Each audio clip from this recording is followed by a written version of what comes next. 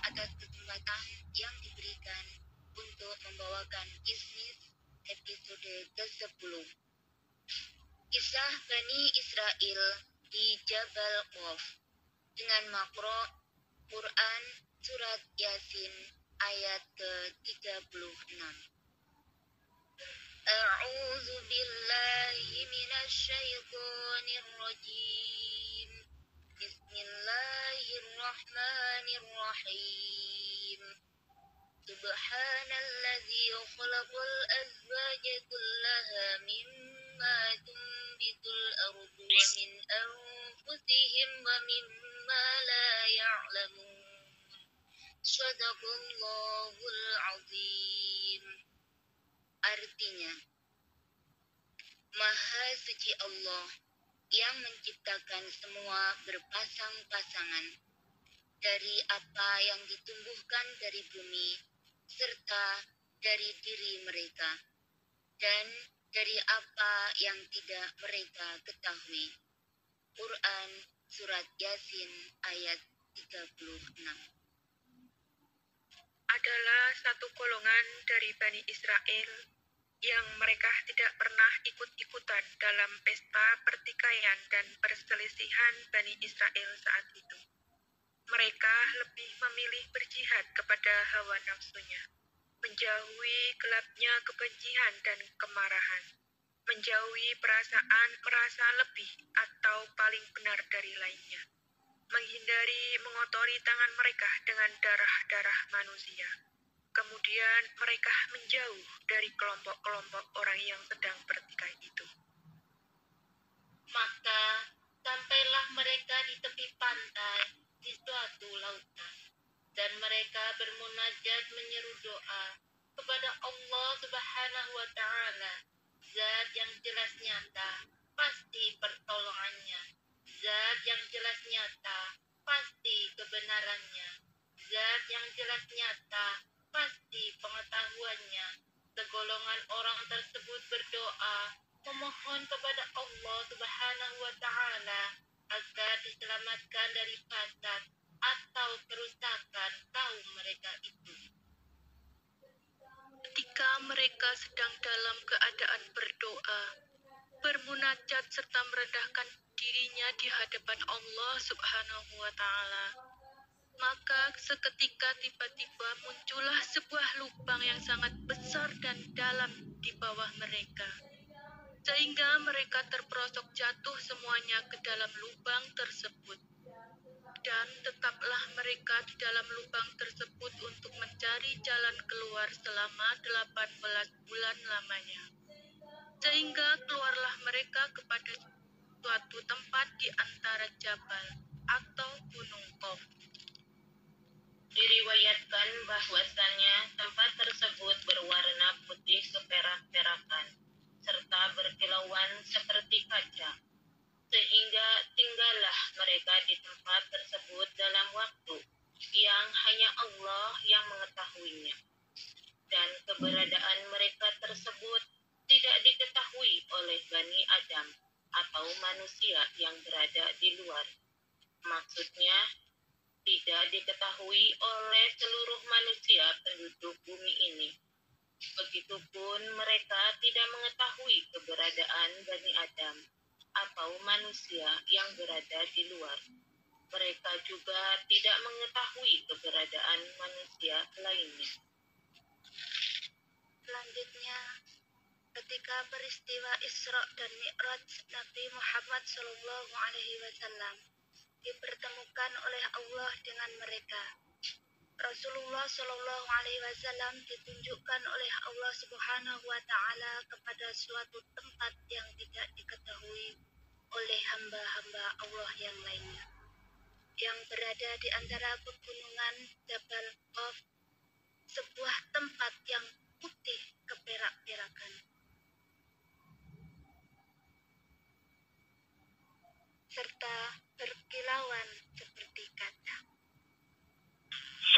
Ketika Rasulullah Shallallahu Alaihi Wasallam dipertemukan dengan segolongan orang dari Bani Israel yang diselamatkan oleh Allah Subhanahu wa Ta'ala, dari kerusakan kaumnya tersebut, mereka menyambut kedatangan Rasulullah Shallallahu Alaihi Wasallam seraya memuji kepada Allah Subhanahu Wa Taala.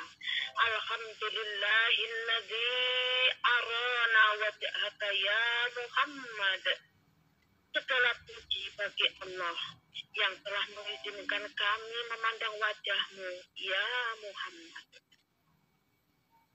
Kemudian mereka beriman kepada Rasulullah Shallallahu Alaihi Wasallam, dan selanjutnya Rasulullah Shallallahu Alaihi Wasallam mengajarkan kepada mereka hukum-hukum syariat Islam seperti sholat, puasa, zakat, dan lain sebagainya dari hukum-hukum syariat Islam.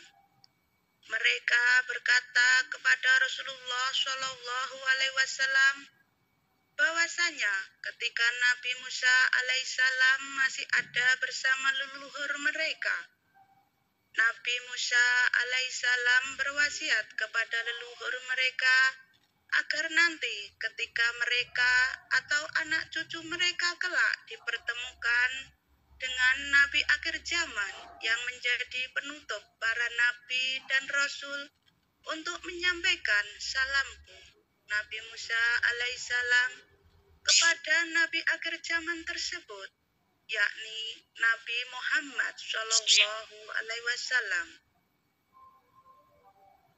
Setelah itu, Rasulullah Shallallahu Alaihi Wasallam berkeliling melihat perkampungan mereka.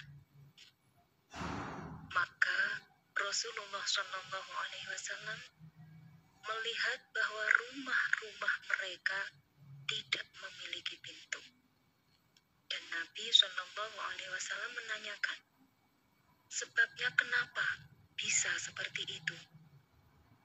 Mereka pun menjawab bahwasanya tidak ada di antara mereka perasaan khawatir satu sama lain, sehingga tiadalah perlu rumah kami untuk memiliki penutup pintu. Rasulullah Shallallahu Alaihi Wasallam pun melihat bahwa tembok atau dinding rumah-rumah mereka sama ratanya. Tiada perbedaan antara rumah satu dengan yang lainnya.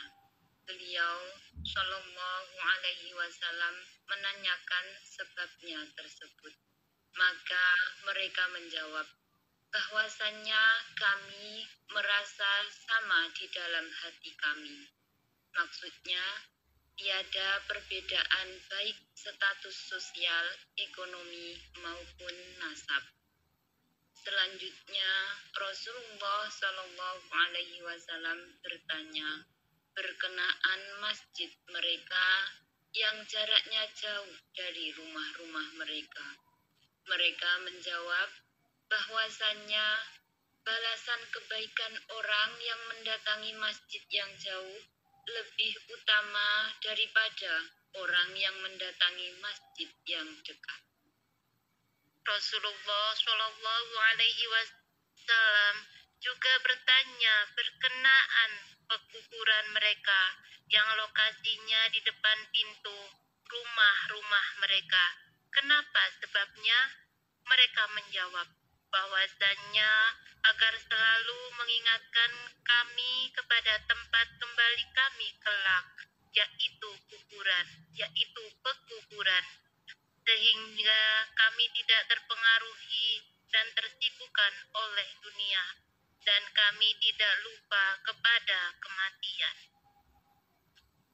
Rasulullah Shallallahu Alaihi Wasallam bertanya kembali, kenapa mereka terlihat tidak pernah tertawa? Mereka pun menjawab bahwasanya tertawa bisa menyebabkan hitamnya hati. Oleh sebab itu, kami tidak suka tertawa. Rasulullah Shallallahu Alaihi Wasallam bertanya juga, adakah di antara mereka orang yang sakit?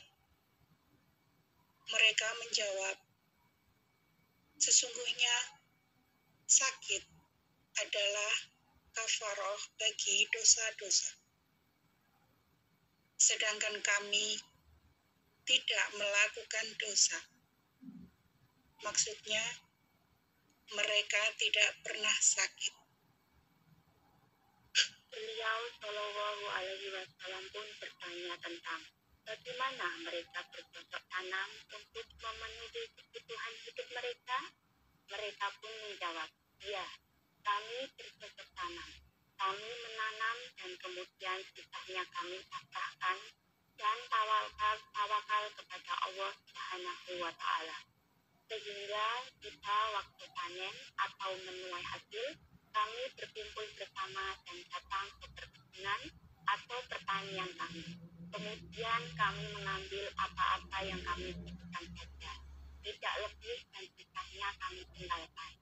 Mereka mengambil hanya sekedar untuk kebutuhan mereka saja, agar bisa melanjutkan untuk beribadah kepada Allah Subhanahu wa Ta'ala. Rasulullah Shallallahu Alaihi Wasallam bertanya, adakah mereka juga beternak? Mereka menjawab, ya, kami beternak di padang pasir. Kemudian kami tinggalkan ternak kami tersebut sampai kami membutuhkannya. Maka kami datang ke padang pasir untuk mengambil beberapa ternak yang kami butuhkan saja. Dan sisanya kami tinggalkan ternak kami tersebut di padang pasir. Maksudnya, hati mereka tidak terbelenggu dalam keserakahan. Kemudian Rasulullah Shallallahu Alaihi Wasallam bertanya, berkenaan keadaan wajah-wajah mereka yang berwarna kekuning-kuningan dan pucat. Sedangkan tiada di antara mereka orang-orang yang sakit. Mereka menjawab bahwasanya inilah wajah yang senantiasa takut dengan kematian. Maksudnya, karena kematian adalah pertanggungjawaban kepada Sang Pemberi kehidupan, yaitu Allah Subhanahu wa Ta'ala.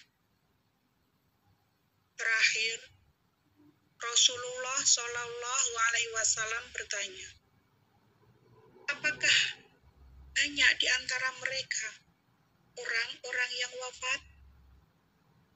Mereka pun menjawab bahwa di antara mereka dalam setiap tahun terdapat satu jenazah orang yang wafat.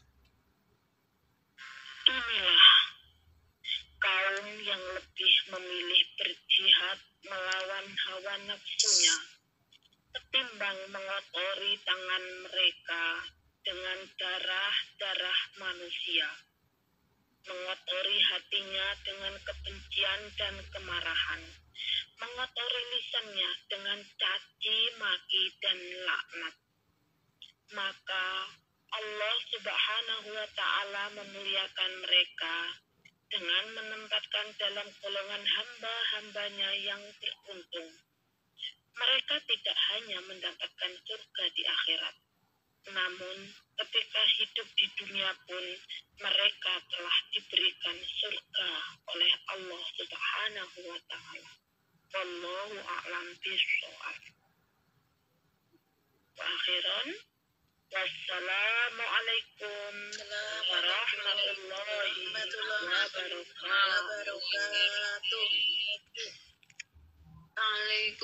Waalaikumsalam warahmatullahi wabarakatuh.